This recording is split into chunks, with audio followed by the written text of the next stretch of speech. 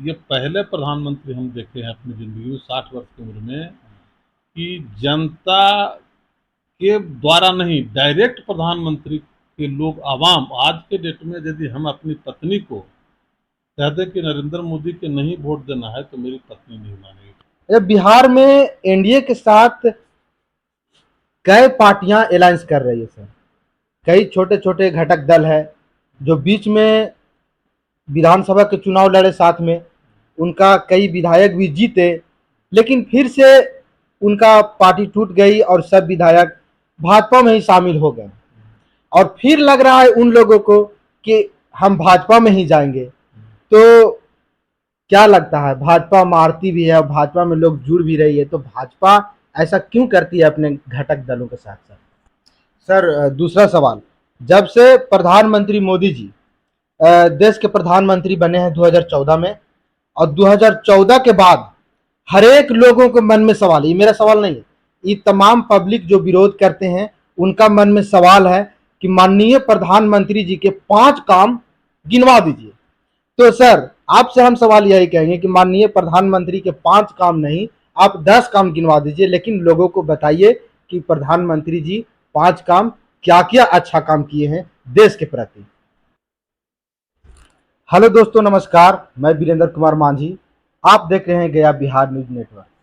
अभी हम बात करने के लिए आए हुए हैं भाजपा के वरिष्ठ नेता दिनेश सिंह जी के पास, जो बोधगया से पूर्व में उपाध्यक्ष भी रह चुके हैं। इनसे हम जानने के प्रयास करेंगे कि 2024 लोकसभा चुनाव सर पे है और तमाम पार्टियां अपने अपने तरीका से लोगों को एकत्रित कर रही है, लेकिन भाजपा किस प्रकार से अपने लोगों को एकत्रित कर रही है, किस प्रकार से गया लोकसभा के लिए तैयारी कर रही है सर?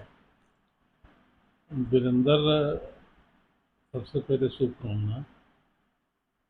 2024 लोकसभा चुनाव की बात है तो जनता के ज़हन में जनता की आवाज़ मात्र एक है, वो है श्री नरेंद्र मोदी, भारत के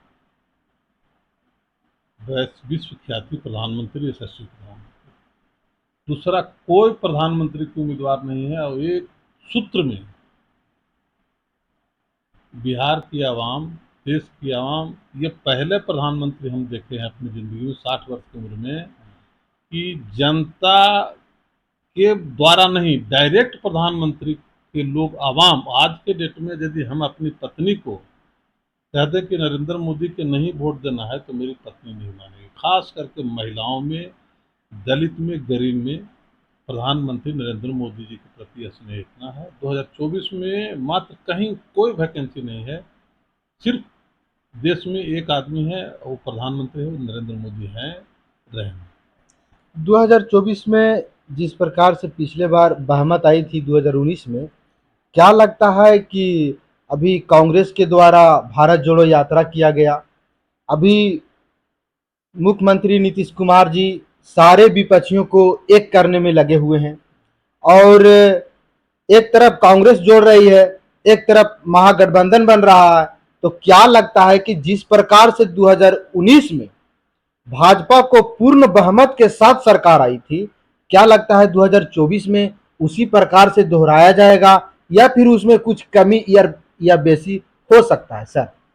देखिए, हम तो बोलेंगे तो ऐसे भाजपा के कार्यकर्ता हैं, इसलिए लगेगा भाजपा के लोग बोल रहे हैं, लेकिन कहीं दूर दूर तक दिखाई नहीं पड़ रहा है। 2019 के रिकॉर्ड टूटेगा, 400 के पार लगभग लगभग तय है। जहाँ तक पूरे भारत में जो सारे विपक्षी एक जगह हो रहे हैं उनकी बात आप कह रहे हैं। अभी फिलहाल में जो 12 जून या कै जून को जो बिहार में बैठक होना है, 12 जून के, वो बैठक में न कांग्रेस अध्यक्ष आ रहे हैं, राष्ट्रीय अध्यक्ष, न राहुल गांधी आ रहे हैं। बस उससे अर्थ निकाल दिया। नीतीश कुमार की बात है तो माननीय मुख्यमंत्री जो अब माने वो अनुभवी कह रहे हैं, लेकिन 2024 में उनको पता चल जाएगा। वो हमारे समझ से वो समझ रहे हैं कि हमारी ये अंतिम लड़ाई है, अंतिम ख्वाहिश है, और पार्लियामेंट के चुनाव में ही शायद कुछ मिल जाए तो हम नहीं कह सकते हैं, मुझे उम्मीद नहीं है। यानी महागठबंधन जिस प्रकार से नीतीश कुमार जी सारे विपक्षियों को एक करने में जुटे हुए हैं, वो सक्सेस 2024 में दिखाई नहीं दे। नहीं नहीं, ये आपके हिसाब से? नीतीश जी का जो साख था वो महागठबंधन में जाने से बिल्कुल समाप्त हो गया। अभी कुर्सी पर हैं, इसलिए पता नहीं चल रहा है। आवाम की ये अंदर की जनता के दिल की बात मैं बता रहा हूँ। आप भी घूर रहे होंगे, आप भी अनुभव कर सकते हैं, स्वतंत्र रूप से, निष्पक्ष रूप से आप अनुभव कर सकते हैं। नीतीश जी के प्रति स्नेह था। नीतीश जी ने 2005 में बिहार को एक ऐसा नया रास्ता दिए थे जो बिहार के बारे में परिकल्पना नहीं कर रहा था, लेकिन वो महागठबंधन के साथ जानने के बाद किस लोह में गए हैं, क्या किस लिए गए हैं, वो तो वही बता सकते हैं, लेकिन उनका जनाधार खत्म हो चुका है। अभी बिहार की आवाम सिर्फ और सिर्फ एक आदमी देख रहा है, वो है नरेंद्र मोदी। अच्छा, यानी 400 के प्लस सीट 2024 में भाजपा प्राप्त कर रही है। ये बिहार में एनडीए के साथ कई पार्टियां अलायंस कर रही है सर। कई छोटे छोटे घटक दल है जो बीच में विधानसभा के चुनाव लड़े साथ में, उनका कई विधायक भी जीते, लेकिन फिर से उनका पार्टी टूट गई और सब विधायक भाजपा में ही शामिल हो गए। और फिर लग रहा है उन लोगों को कि हम भाजपा में ही जाएंगे। तो क्या लगता है, भाजपा मारती भी है और भाजपा में लोग जुड़ भी रही है, तो भाजपा ऐसा क्यों करती है अपने घटक दलों के साथ साथ? मैं भाजपा मारती कहाँ है? कभी नहीं मारते भाजपा, लेकिन कभी कभी यदि हम चले जाते हैं भाजपा में या हम बड़ा दल में चले जाते हैं, तो कभी कभी हम ज़्यादा आसान्वित हो जाते हैं कि हमारे चलते ही वो है, या लोग उसको बरगला देते हैं, बरगला जाता है, भटक जाने पर ऐसा होता है। भाजपा किसी को नहीं मारते।